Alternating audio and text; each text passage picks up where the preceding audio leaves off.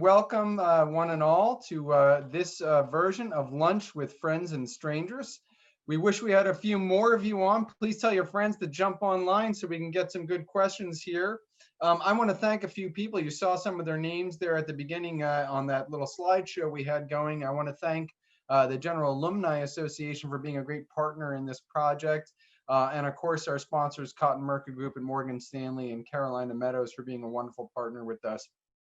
For all of our programming. So we're so thankful for their support, and we're thankful for you for joining us. I'm Max Owre, Executive Director of Carolina Public Humanities, and this is a pet project we came up in the days of COVID to talk to some people we call friends, and in fact, they are friends, our faculty members, and they bring someone along that some of you might know, or sometimes someone we've never met before, and get to meet them, and that's our stranger. I am not actually eating lunch, but at some point we'll do this over a table live and it'll be lunch, a real lunch with friends and strangers. But without further ado, let's bring in our good friend, Dr. Matt Andrews. Hello, how are you, Matt? Max, I'm doing well. How are you? Thanks for having me. I'm doing fantastic. We had you in our first iteration of this, and it was perhaps our most popular of our first versions of the biography series, because we did Michael Jordan. Yeah, was that because of me, Max, or was it because of Michael Jordan? Definitely was because of you. Absolutely was because of you. And I was just about to say, and the point about all this is that Matt Andrews is our resident expert on sports and sports history, and does such a fantastic job of contextualizing sports within society, politics, and culture. And so when we were thinking about the new series, based, of course, on the popularity of Dr. Matt Andrews, we thought, let's get another sports figure out there. And, you know, I'm really excited about the person that we lit upon as needing a little bit of light. I look at lit upon, light shown on this person. I'm doubling up on my illumination metaphors here. And without further ado, let me bring up this person so we know who it is we're talking about. And I know everyone who came probably knows, or else they probably wouldn't have signed up. And that person is, of course, none other than Billie Jean King. Here is a picture. Do you have a sense of when this picture might have been taken, what year this would be from? You can kind of tell by the haircuts. So this looks like early 1970s, and almost certainly at Wimbledon because of the grass court. Would this be the heyday of Billie Jean King's career, at the height of her career? Yeah, she really dominates women's tennis from the mid 1960s to the mid 1970s. And of course, we know her as a dominating player, and in the sort of a Mount Rushmore of tennis players, if you will. But also as a trailblazer, someone, I think about another tennis player, Arthur Ashe. Could you compare just kind of like broad legacies of these two players? Well, Max, I'm going to actually push it out even further than that. You just said to put her on the Mount Rushmore of tennis. I'm going to put her on the Mount Rushmore of American sports. And I'm just going to, like the Mount Rushmore, there are four faces up there. I think the four most significant athletes in American history are Babe Ruth. Apologies to Michael Jordan. I mean, I suppose maybe I could get a fifth up there. And if there is a fifth, it's him. But it's Babe Ruth, Jackie Robinson, Muhammad Ali, and Billie Jean King. Wow. And I think, Max, you can make the argument that Billie Jean King, a reasonable person could disagree, but I think you can make the argument that Billie Jean King is the single most influential and thus significant athlete in American history. And it's because through her tennis playing career and through her political activism, and really through this one tennis match, which I know we're going to focus on in 1973, she changed the way maybe that half the population, women, thought about themselves with regards to sports, and forced the other half of the population to start to change their ideas about women's sports. Billie Jean King, like Jackie Robinson, is the face of desegregation in American sports, and like Muhammad Ali is the face of Black power in American sports, Billie Jean King is the face. She embodies feminism in American sports history. Yeah, and so I'm glad you put that slide up there. Your answer to the question, are you for or against Billie Jean King? Your answer to the question, are you rooting for Billie Jean King against Bobby Riggs in this tennis match? In a real fundamental way was your answer to the question, are you a feminist? Yeah, what a great image too. I love the mixture of the female the symbol for women and the tennis racket. I've been looking on eBay for one of these buttons. I can't find it. Yeah. Oh, what a great the actual actual button. Oh yeah. So so what we have here is that's a huge statement, and what a that's remarkable, and I see your point entirely. And if we think about sports as being a reflection of our culture, if our culture has gone through changes, there are going to be these people who are going to be trailblazers. So yeah, Arthur Ashe might have been a trailblazer within tennis, but there was a lot of trailblazing going on in race and other sports and whatnot. But when it comes to women, Billie Jean King. Yeah, she's the one. She's the one who transforms the sports landscape. She's the one who really, at every step of the way, and I think we're going to go through her life, and we'll talk about what these steps are. She just confronted the way that people thought about gender in sports, the way they just thought about sports much more generally. I mean, if you're playing along at home, as we do this talk, just count all the ways that we're going to be talking about. The Billie Jean King just pushes at the established way of thinking in the United States, not just on the field of athletics, but off of it as well. Well, and it's interesting because she definitely chose the right sport to do this, in a sense, because what I thought was, I had asked you earlier when we were preparing our talk, what about the history of women's tennis, that there was a place for Billie Jean King to be able to achieve what she achieved. Here's a picture I found, a young Billie Jean King. Do we know much about her upbringing? Yes, we do.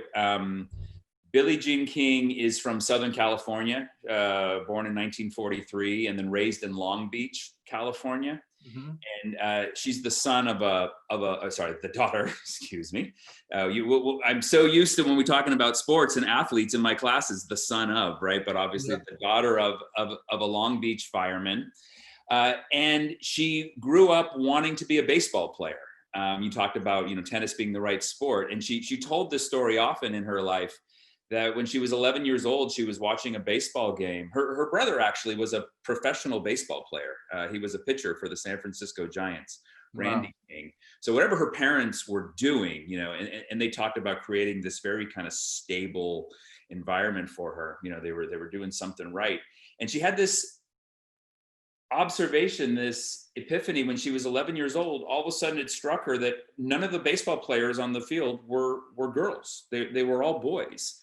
And she just said she was crushed. She had always wanted to be a baseball player and thought, I can't do that. So she figured out, well, what are the athletic opportunities that are out there? And many of the athletic opportunities that were available to girls, and I'll describe her as a girl when she's this age, and then to women later, were in these so-called country club sports, these sports that had the air of respectability about them.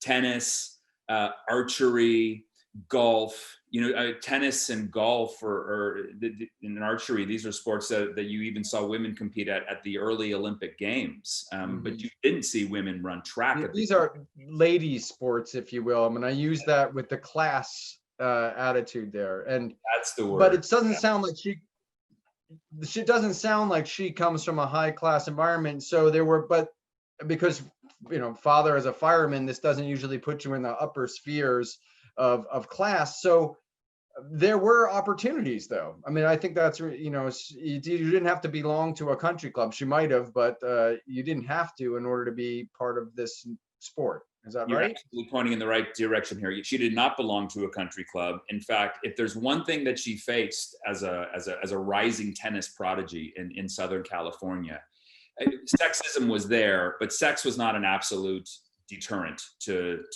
playing tennis. Really, in America at this time, race, right? Race is the deterrent. The professional tennis and country club tennis was a racially segregated environment. Just to go back one thing, and we should laud Arthur Ashe in Yes. that context, right? Absolutely right. So he breaks down those barriers. Absolutely. But Billie Jean King talks about growing up in Los Angeles and being an outsider because she did not belong to a country club, not being selected for teams that she felt she should have been selected for. But there was a coach. There was a coach in Long Beach who was trying to democratize tennis and would go to different tennis courts throughout Southern California and give free lessons on the public courts. And Billie Jean King would follow this coach wherever he was Oh, and just wow. soak up as much as she could. She actually talks about tennis being the surrogate for baseball. You know, what do you do in baseball? You whack a ball with an instrument. Sure. Exactly what you do in tennis. So it was as close to baseball as she could get.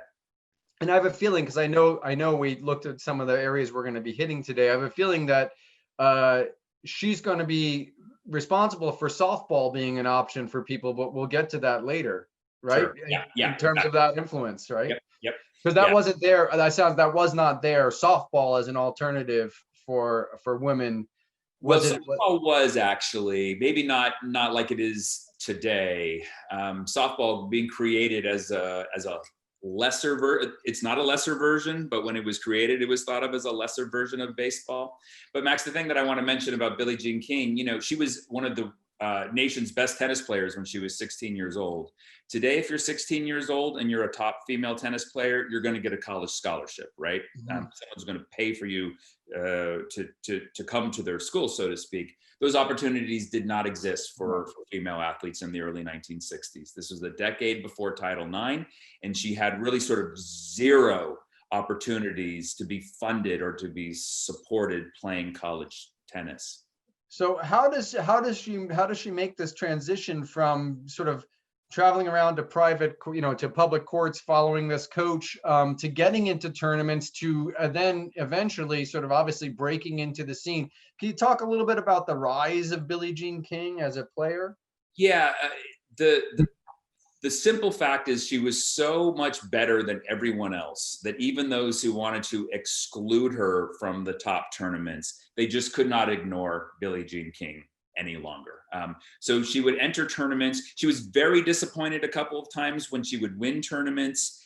And then people were being funded to go overseas and represent the United States in certain types of tennis events. And she didn't have the money to pay for herself. She didn't have a country club where people were taking up a collection, you know, and sending one of theirs. But eventually, you know, she was able to get some backing in the Southern California tennis system and start going to places like Wimbledon, where she made a splash in her very first Wimbledon in the early 1960s. She beat Margaret Court, who at the time was considered the best female tennis player, and is going to be one of Billie Jean King's rivals. And then Billie Jean King shocks everyone really by breaking through in 1966 and winning Wimbledon. You know, there are these moments like Althea Gibson, Max. You know, we're talking about Arthur Ashe. We should mention her. Althea Gibson is the first African American to win Wimbledon in the 1950s, representing the United States. And it's kind of the same sort of thing. Eventually, you need to find a patron, someone who's willing to represent you and pay for you to go overseas. In Althea Gibson's case, it was Harlem. It was the Harlem middle class that invested in this Black tennis player. In Billie Jean King's case, it's just a couple of benefactors, people who really see how good she is and realize how good she might become. Did she have a relationship with Althea Gibson? Not that I'm aware of. They must have crossed paths and talked many times. You know, the big difference between Althea Gibson and Billie Jean King is Althea Gibson sort of famously did not want to be a political figure. She actually angered many civil rights activists who asked her to make political stances to protest injustice in the tennis world. And she kind of very famously said, "I'm just a tennis player, right? I don't want to be a Black tennis player or a women's tennis player. I just want to be a tennis player." And right or wrong, a lot of people felt betrayed by Althea Gibson. Billie Jean King was always a women's tennis player and a feminist tennis player, and took every opportunity to point out inequality and injustice in the world of tennis, if you will. And so that picture you just had up of her in 1966, when she wins Wimbledon, there's this famous moment afterwards where she's married at this point. You know, she was married to a man named She was named Billie Jean Moffitt. She marries a man named Larry King, not, the Larry King, the 137-year-old guy on CNN, or who used to be, but a guy she actually met playing tennis in college, who was the 7th best tennis player on his team, men's team, and had a college scholarship. Billie Jean King was the best women's tennis player in the area, but didn't have a college scholarship. And she talks about him pushing her a little bit. So when she wins Wimbledon, Max, in 1966 as Billie Jean King, she's recently married. And the first question she gets from the press is, when are you going to give up tennis, settle down, and start a family? And she turned it right back on the media member and said, when you go ask Rod Laver, who's the men's #1 tennis player who just won Wimbledon, when you ask him that question and get an answer, then I will answer that question for you. So it's curious. Certainly, it sounds like, people, and I love the way that people come upon political ideas through lived experience, right? So in her case, her lived experience of the barriers that she saw to her in tennis helped inform a feminist perspective. Yeah. Outside of that, do we have any sense of, was she reading Simone de Beauvoir? Was she influenced by Betty Friedan? Do we have a sense of where she thought outside of tennis about women's issues in the 60s, in the early 60s? Yeah, that's a great question, Max. I don't know what was on her bookshelf, if she had time for reading at that time, but I do know this, and there's sort of a paradox here. She talks about the incredible stability in her background growing up.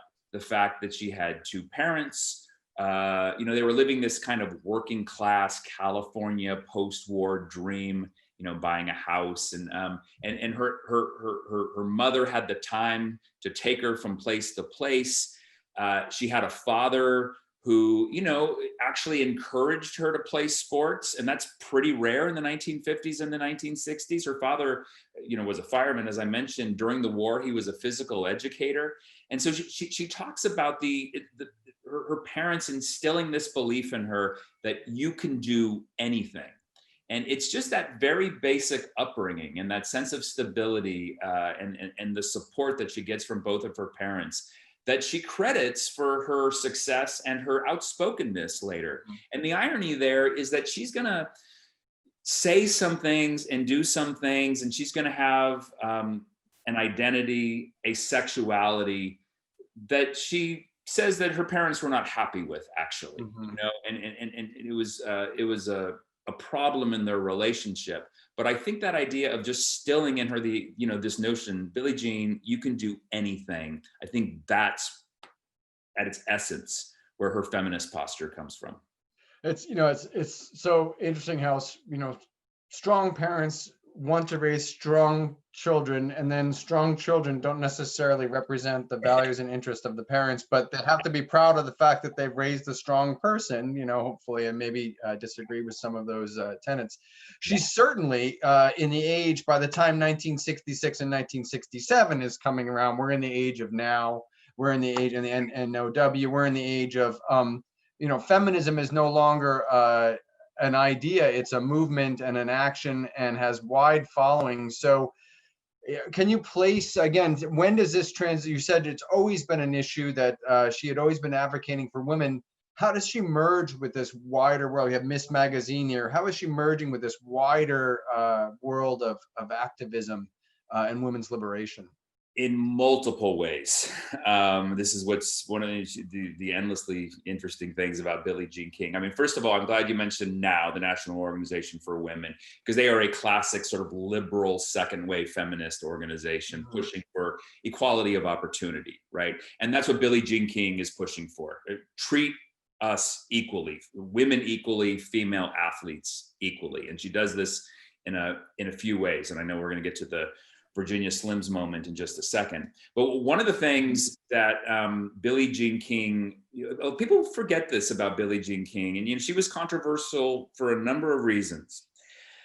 Maybe the most controversial thing she ever did was when Ms. Magazine was first being published in the early 1970s, and that's the cover of the first edition there. There was an article in there and basically a manifesto from famous American women who attested to the fact that they had had abortions in their lives.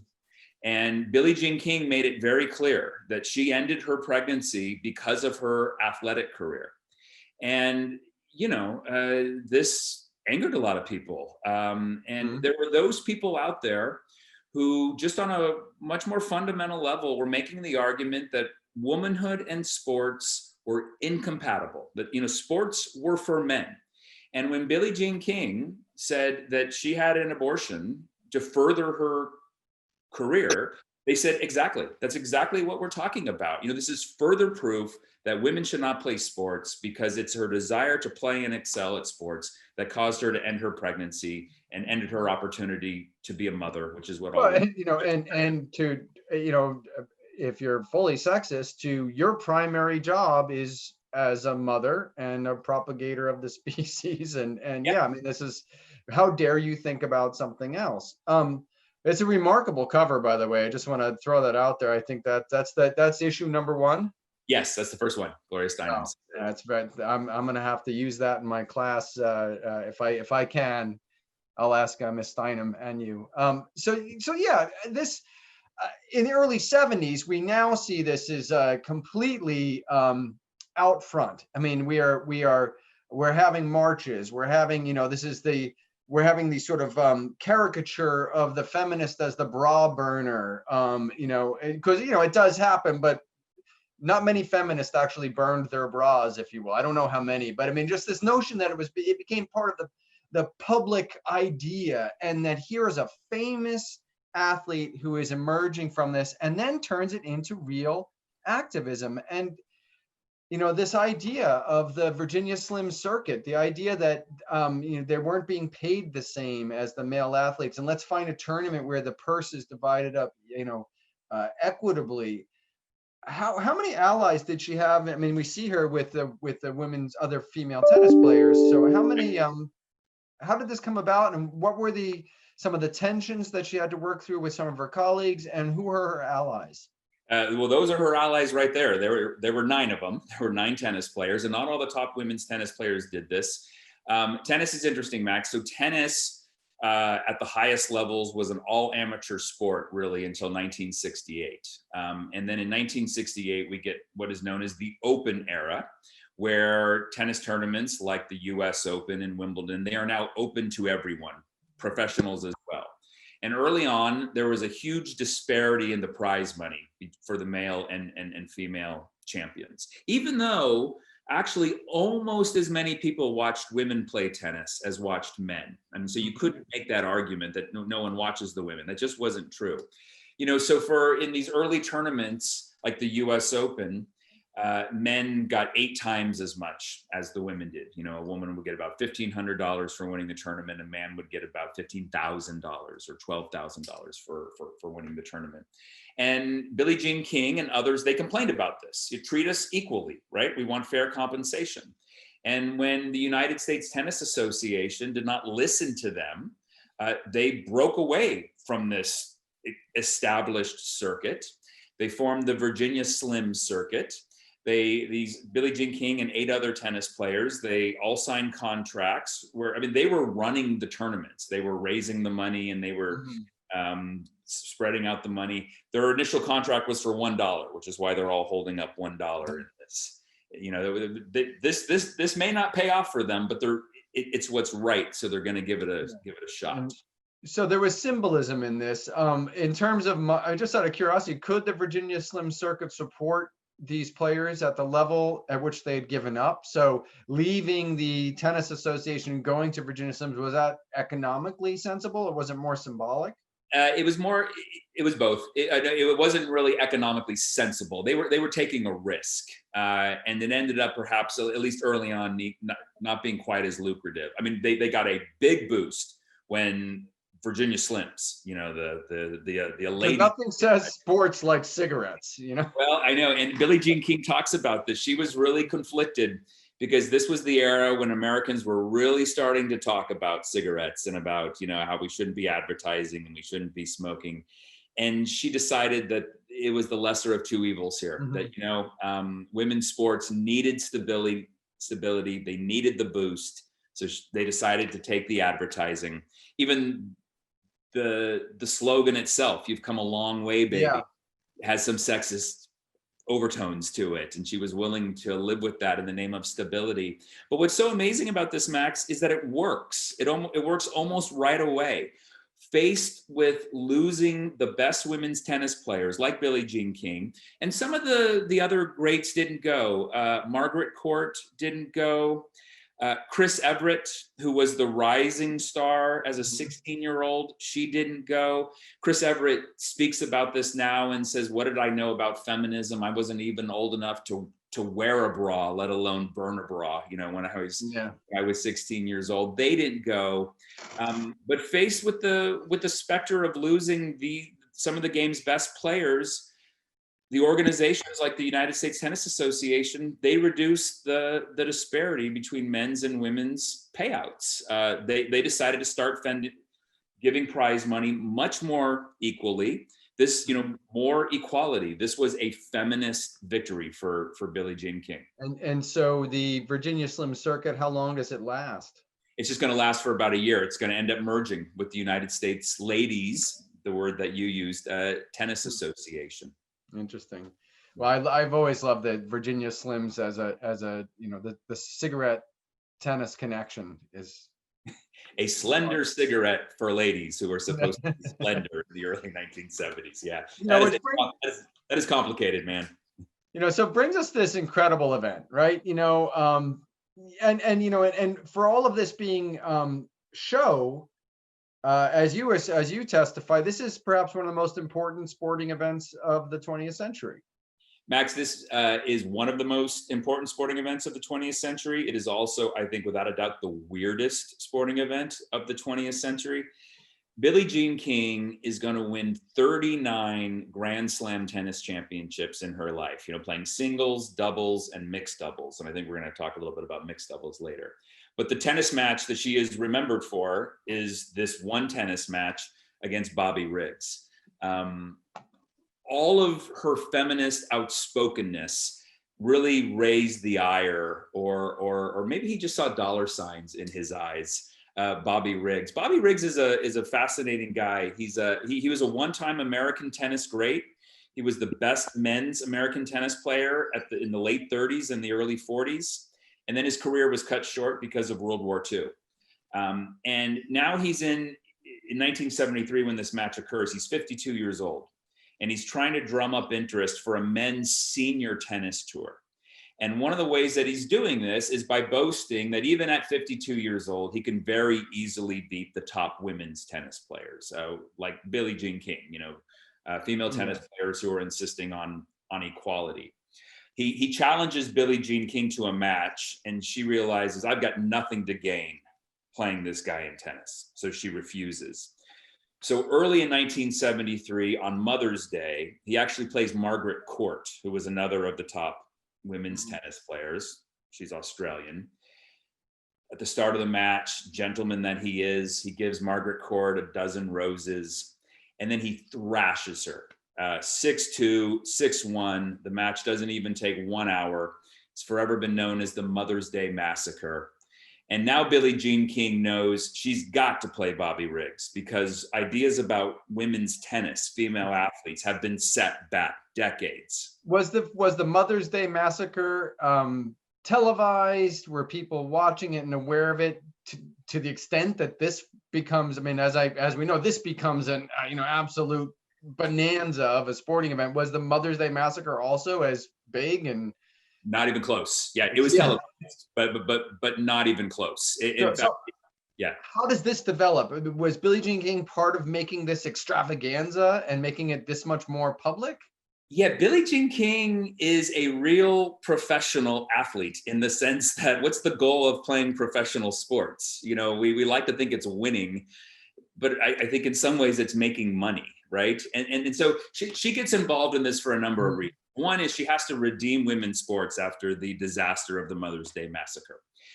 Look, she gets involved because promoters put up $100,000, which is a staggering amount of money, for a winner-take-all tennis match.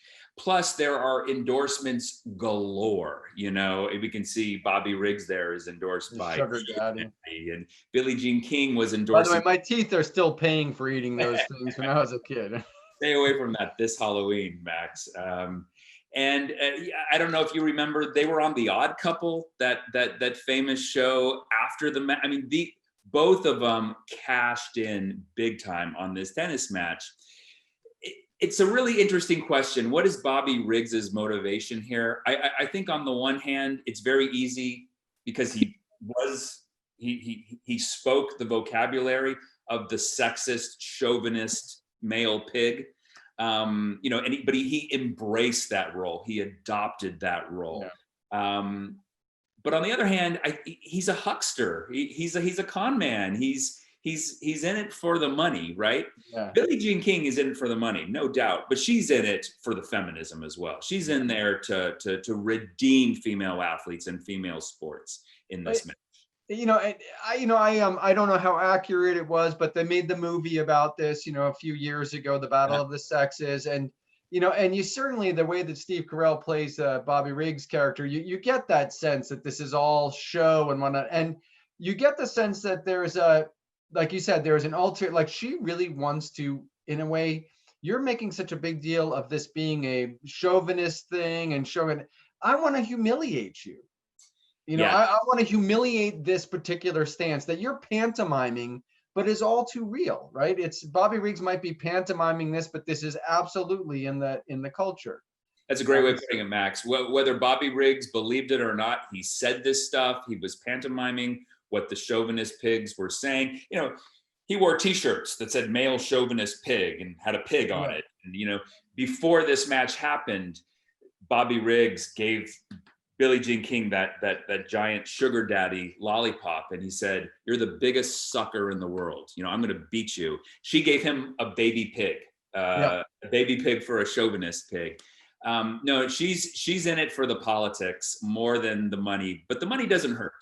You know, it's remarkable to me that at this time we are still in an age where women were having difficulty opening up bank accounts, getting credit cards. Yes. You know, it's just, you know, and to have it on the level of a sort of a joke, you know, about. Think about this as a sporting event. We have a 52-year-old man, well past his prime, against a 29-year-old woman in her prime. You know, what is this?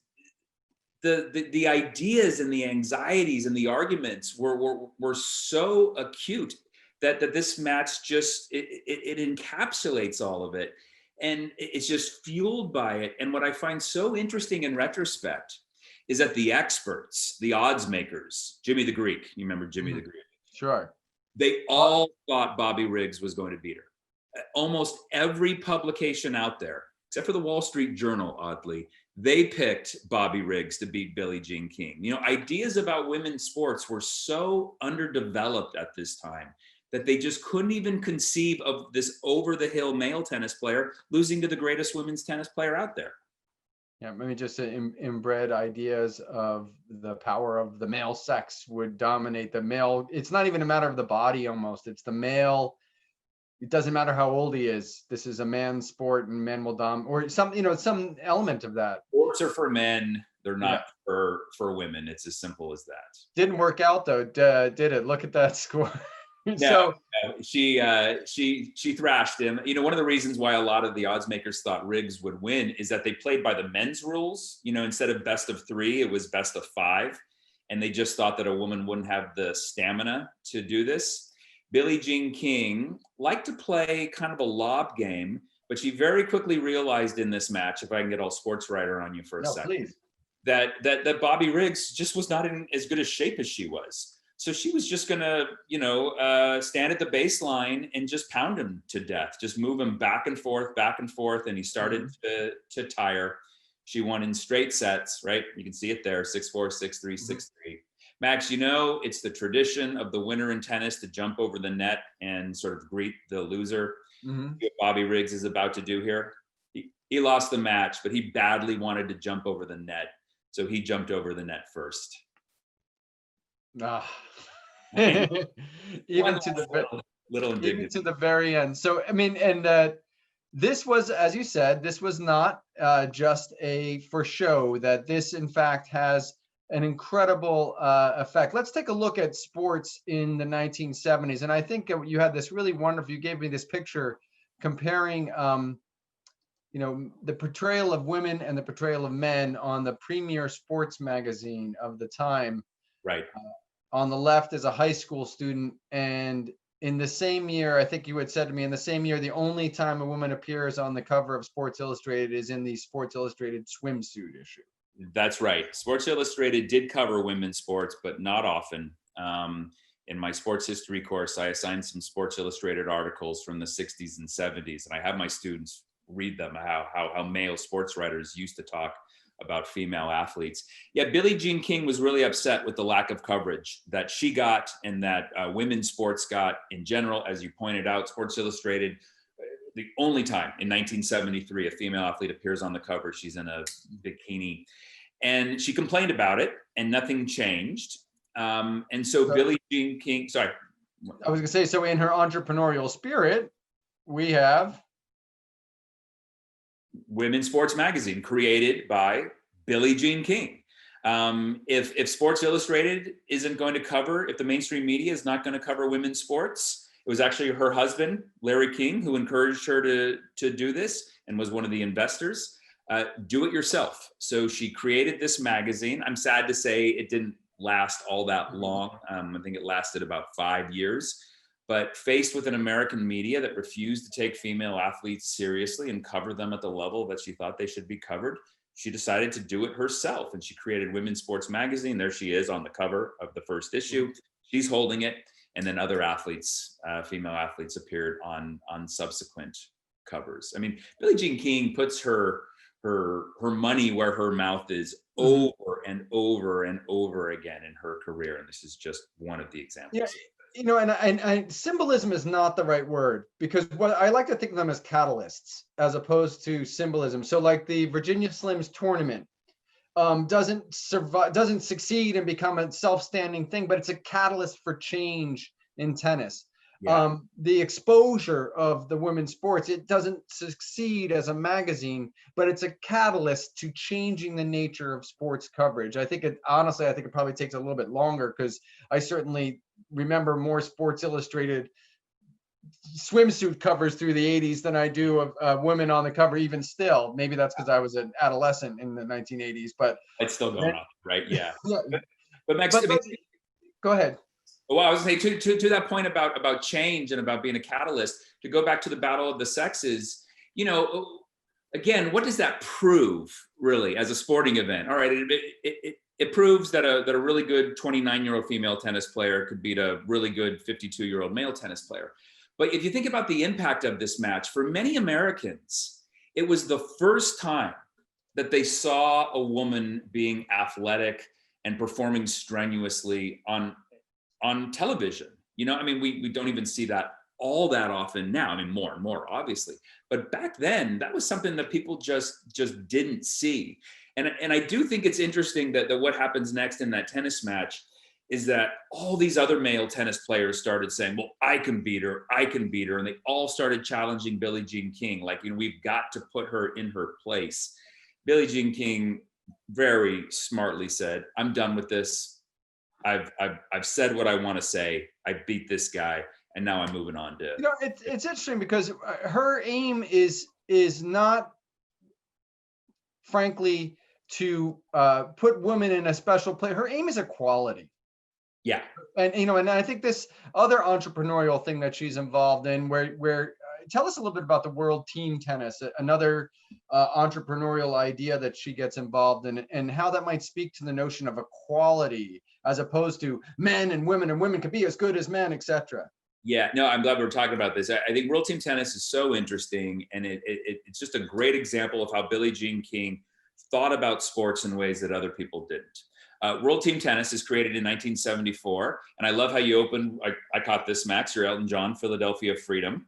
Elton John wrote that song for Paul. It's all Paul. He wrote it for he's friends with Billie Jean King. He wrote it for her team, the Philadelphia Freedoms. Billie Jean King wanted to grow the sport of tennis. She thought that one way to do it was to identify tennis players with cities, hoping that our sort of civic identity with football and baseball and basketball and hockey teams would translate to tennis. But she also had this vision.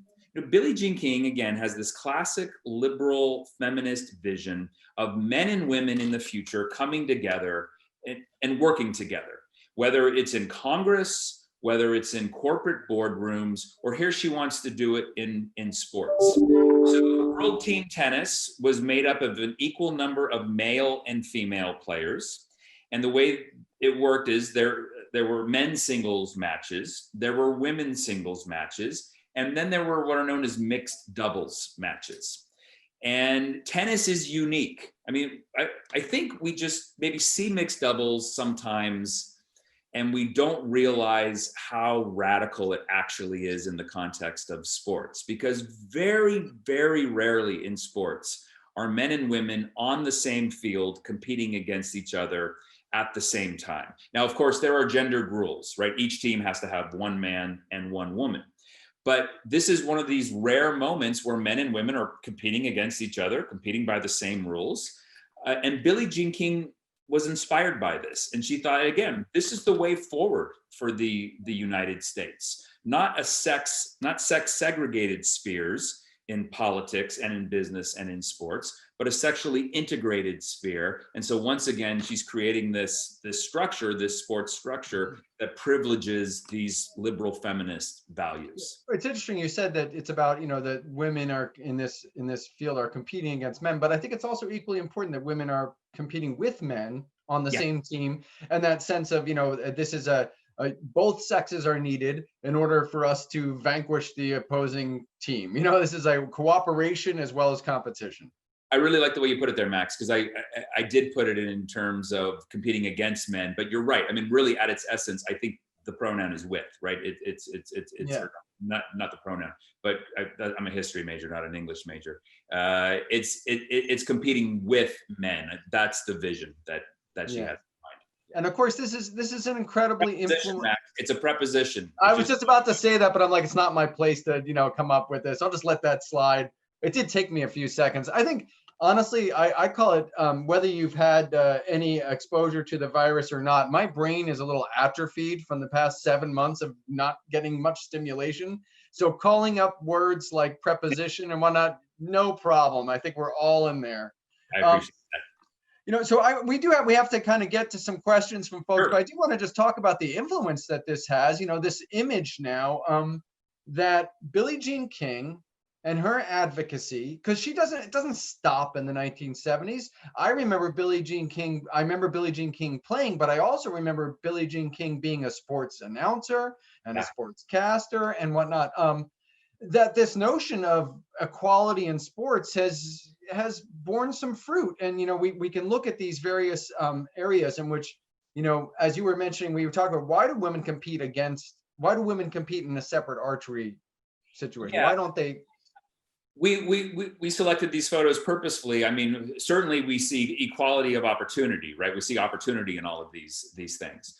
But Billie Jean King consistently has asked us to think differently about sports and has raised different possibilities for thinking about sports, right? So to archery, why do men and women compete in separate spheres in archery, in shooting, in bowling, in curling? I mean, these are sports that I think it's really hard to make an argument that men have any types of advantages. And so she's suggesting that there would be more good than bad by bringing men and women together in these sports. She's actually one of a few people who talked about boxing, and not that men and women should necessarily fight against each other, but her point is in boxing, we divide people based on weight, right? And so you would never have Muhammad Ali against Sugar Ray Leonard, a big guy against a small guy. That's not a fair fight. But why not have a sexually integrated boxing sphere? I'm not sure this is a good idea, but it's an interesting idea. Yeah. And have people of the same weight fight each other. And I think one of the things, and really in my mind, Max, this is the next frontier in the women's sports revolution. There are so many male coaches of women's sports teams. 58% of all women's coaches in college are men.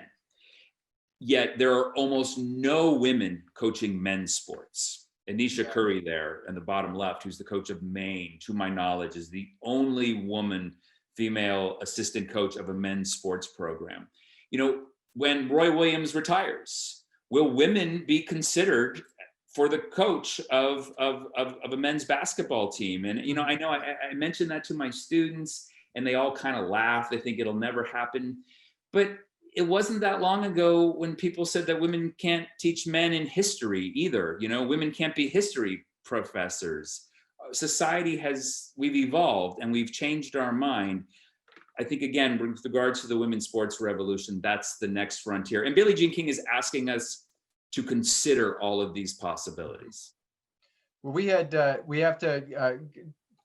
looked at Mia Hamm and the incredible influence Mia Hamm has, and you seem to think that there's a distinction of two ways to think about how women's sports can develop. And do you want to expound on that a little bit before we get to our questions? Sure. Yeah, I'm super looking forward to the questions. Mia Hamm, arguably the greatest women's soccer player of all time, an absolute star here at UNC in the early 1990s.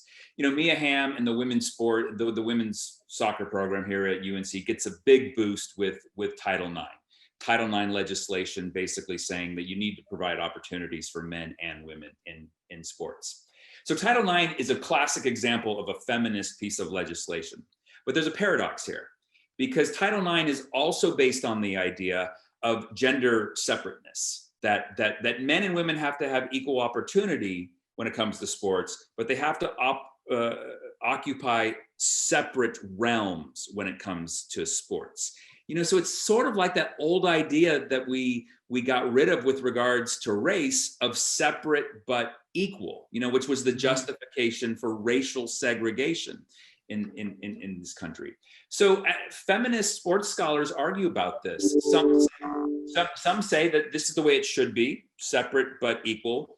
But there are others who say, no, the answer moving forward is to sexually integrate sports. You know, and I think about it with regards to Mia Hamm. Her radical impact playing women's soccer was undeniable. But would that impact have been greater? Would it have been more revolutionary if she was scoring goals while playing against men? Had she been playing on a sexually integrated team? I think there are problems with this idea, but I think it's a really interesting idea to consider moving forward. What is the best way moving forward? And I think, and I think these are great questions for us. We'll get to some of them in our question and answer, but I think one of the things that's clear from our experience today is that this person opened up so many of these questions for us, opened up these opportunities for us, and certainly has been proven to be a remarkable person. I would, in the question and answer section, I would like to talk a little bit about sexuality as well, because I think that's another issue here is about the sexual politics. She herself is a lesbian, and how that impacted the women's sports movement. But we'll talk about that some in the question and answer phase, because I do know that we have some questions to get to, and we don't want to keep everybody too long. But thank you for this presentation and for this wonderful discussion. I mean, there's still, like everything, we just scratched the surface, right? There sounds like, I think the best way to do this, if we could watch a match together, but that takes long. Maybe not against Bobby Riggs, doesn't take that long. So I'm going to pull down the screen here and get to a few of these questions. And thank you, Matt, for this really wonderful overview. And let's get to a couple of these questions. One is from Barbara Eister. Do other tennis players like Serena Williams credit Billie Jean King for where they are now? Where is Billie Jean King in women's tennis as a legacy and as an inspiration? They do credit her. Serena Williams does, Venus Williams. I mean, most of the women's tennis players do. You know, Mag, it's interesting. You mentioned Arthur Ashe. There are two courts at the U.S. Open named after individuals. There's Arthur Ashe Stadium and there's Billie Jean King Stadium. You know, so that gives you a sense of the way people recognize her legacy. Most of the top female tennis play. I mean, again, she defeated the male chauvinist pig. She brought economic equality to women's tennis. So she is honored by the tennis community. She continues to be honored by them. And I mean, what is her legacy? I don't. There's no one out there saying Billie Jean King is the greatest women's tennis player of all time, because we just do that by counting majors, right? And particularly singles victories. And so, you know, people say that's either Margaret Court or it's Serena Williams, who's now one away from tying Margaret Court. Then again, she did win 39 if you add up, you know, doubles and mixed doubles and all of that. But if you're talking, it's like this, Max. Is Jackie Robinson the greatest baseball player of all time? No, he's not. He's not even the greatest second baseman of all time. But he is the most important baseball player of all time. And Billie Jean King, I think, is the most important tennis player of all time. Interesting. You know, we talked a little bit about sexuality, and this is a question from Barbara. There's not really a question, but a comment. There's still a stir in media when women's soccer team pulled off their shirts when they won. Yeah. How, you know, it's interesting. I guess the question is, the form it in a question is, you know, this relationship between women's sexuality and what it does, you know, and how, honestly, that's to me all just male gaze. If you're asking me, like, you know, men pull off their jerseys and trade them all the time. What extra burden is on women when they think about the way they present themselves as athletes and as just humans, and the way that the male gaze is turning them into sexual objects? Yeah. Hopefully the pressure to perform feminine, people can express themselves any way they want. You know, if you're a female athlete and you want to put a pink ribbon in your hair and you want to wear lipstick when you play sports, do it, right? But what some people have pointed out, because sports have historically been seen as something men do, as a masculine domain, they suggest that female athletes have felt pressure to perform femininity. It's almost as if there's a statement saying, yes, I'm an athlete, but don't worry, I'm still a woman, right? You know, and in that gaze way that you're talking about. And there's a sports scholar named Jan Felshen who has a phrase, she calls it the feminine apologetic. And she points to all these moments where female athletes, she fears, have felt pressure, have felt compelled to perform femininity, just in the name of acceptance, you know, again, to reassure an American culture that associates sports with masculinity and manhood that, no, we're not tomboys, we're not men, we're not lesbians, and this gets us to sexuality, we're quote unquote, you know, real women. And Billie Jean King, you know, she didn't perform femininity in those ways. You know, she had those sleeveless dresses and she flexed her muscles, and, you know, she was not hiding her muscularity. Not that muscularity is masculine. We need to think more expansively than that. But Billie Jean King was very wary of her private life coming out, the details of her private life, the fact that she was engaged in a homosexual relationship, you know, with a woman for most of the 1970s. And not because of what her parents might say, and not because of anything really personal to her, at least this is what she writes. She just thought it would be a real detriment to women's tennis and women's sports if her sexuality were outed. You know, if people said, see, you know, all women's athletes, they're not real women, they're lesbians. I mean, that was the mind, you know, go back to that 1970s mindset. She was really concerned about that, and so kept her sexuality a secret until 1981, when she was outed by her former lover in a very famous palimony suit. And she talks about just feeling like, not only who have I let down here, I've let down women's sports, you know, by my personal life getting in the way. That's tragic. I mean, that's tragic to me, if you know, and just to think, that the societal pressure is certainly against, you know, LGBTQ plus people in that age would, you know, the two things that she loves, you know, herself and people, you know, like, and being able to love who she wants to love, and this project, and that the two could not be compatible is, to me, a small tragedy. I mean, I think that luckily that she's been able to witness a much changed culture, But it is a tragedy, to think about that. It's a conversation we're still having in sports. It was really brought to the forefront just last week by Sue Bird, who was talking about the great basketball player, who was talking about the relative lack of attention that the WNBA gets versus the U.S. women's national team in soccer. And I don't know if you saw this, when asked about it, she said, and it really kind of opened up this conversation, she said it's because the U.S. women's national team is a bunch of quote unquote cute white girls. And she was saying the WNBA, we're Black, we have tattoos, many of us are openly lesbian, and the U.S. women's national soccer team, most of those players aren't that. And she was suggesting that by this statement, we could go back and forth about this, we could disagree with this, but she was suggesting that we still live in an American culture that privileges this heteronormativity over other ways of being female.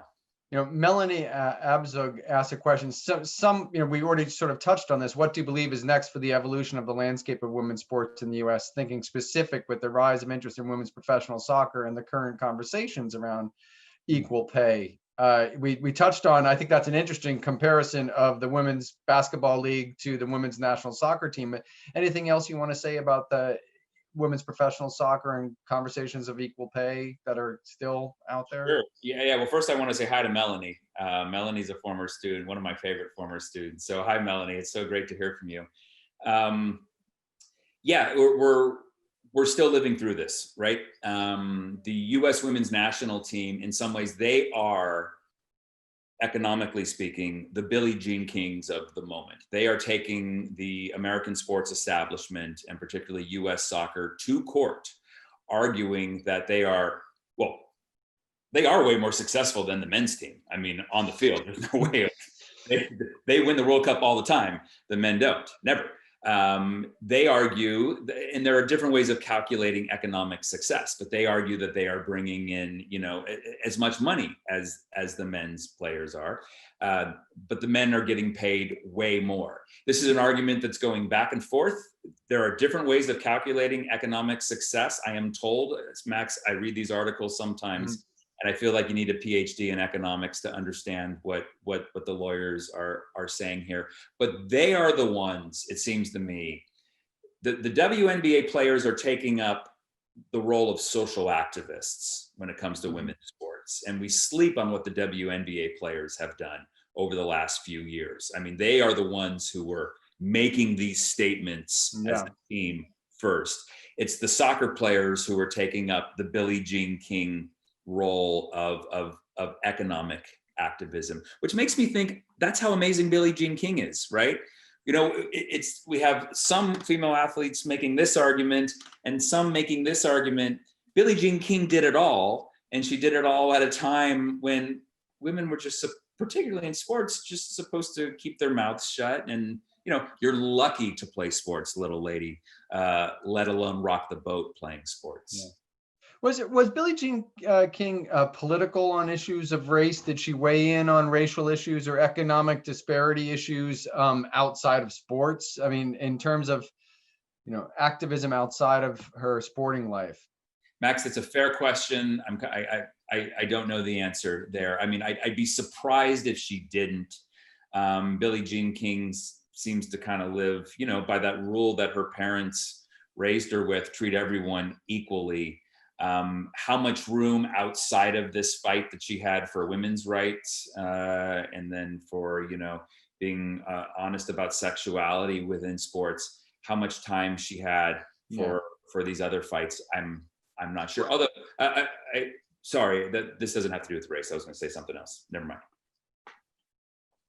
Well, I just also think even my question explains some of the burden we put on public people, that look at all that you've done. Where else did you do this too? Well, go ahead. Well, what I was going to say, and actually there's been a recent controversy in the world of tennis involving the Australian Open. And the Australian Open, they're doing what the United States Open has done, naming stadiums for prominent Australian tennis players. And one of them is Margaret Court. They're naming the stadium after Margaret Court, who has the most singles titles for women. Margaret Court has also been very, very outspoken against the taint of lesbianism in women's sports. She says, we don't want lesbians in sports. It's bad for women's sports. It's bad for tennis. And so Billie Jean King, and it was Billie Jean King and John McEnroe took to the court in Australia, literally walked to the court and condemned the Australian Tennis Association for associating themselves with Margaret Court and saying the Australian tennis player who should be celebrated is Yvonne Goolagong. Yvonne Goolagong, as the name suggests, harkens back to the first inhabitants. She's a woman of color in Australia. And Billie Jean King is saying, this is the type of female athlete Australians should be honoring, not that type of female athlete. Well, we have, we're running out of time. In fact, we're just about at the end of our time, but I just want to say Rex Mercer asked a question about how involved and vocal has King been in the gay rights movement. Mm-hmm. It certainly sounds like the protest against Margaret Court is some indicator of that. And could you speak a little bit to her involvement in the movement contemporarily? Yep. She was thrust into the movement unwillingly, right? You know, I mean, I think everyone who wants to expose and announce their sexuality in the way that they want to, and she was not allowed to do that. But she has been a vocal champion of gay rights in sports, women's equality in sports. You know, watch the US Open, and there are so many commercials with Billie Jean King in which she's talking about all of these issues. You know, and thankfully now corporations are aligning themselves with these types of issues. So there's no second thoughts about having Billie Jean King talk explicitly about these issues and then trying to sell, you know, Wilson tennis gear at the end. Or cigarettes. or cigarettes. Yeah, still can't do that on TV, I don't think. But yeah, so she is, Billie Jean King continues to fight. Is it the good fight? I think it's the good fight. She continues to fight the good fight. We appreciate that. We had discussed maybe we would get into transgender athletics, but we'll have to save that for another day. But I certainly think there's, you know, a conversation to be had about sexuality and athletics. And boy, I just one more time, I want to thank our stranger, Billie Jean King. Let's put our hands together for Billie Jean King. How fantastic her career was and her inspiration for all of us. And I do want to thank our friend, Matt Andrews. Matt, it is energizing and wonderful to talk with you always. I enjoy your expertise on these topics and the way that we can just talk about so much more than just one person by talking about one person. It's really admirable and enjoyable. Max, always fun. We need to do a class like this where we just ask each other questions back and forth. I think this works. I think it does too. And I want to thank all of our people for coming. We do put these up on YouTube. We wish we had more people tuning in, folks. So tell your friends. We have 2 more coming up. We have Elizabeth Barrett Browning coming up, and we have Joseph Leidy, who is none of you, well, maybe some of you do, a groundbreaking scientist of the 19th century. And we'll be interviewing a biologist for that one. So we have a really interesting group of people, a poet and a biologist coming up. So Matt, we'll do it. I'm happy. I would love it. It would be an honor to teach with you because it's an honor to talk with you. Thank you, Max. Me as well. So thank you. All right. Thank you all. Enjoy your weekend, and please vote, everybody. And we'll see you on the other side. Take care.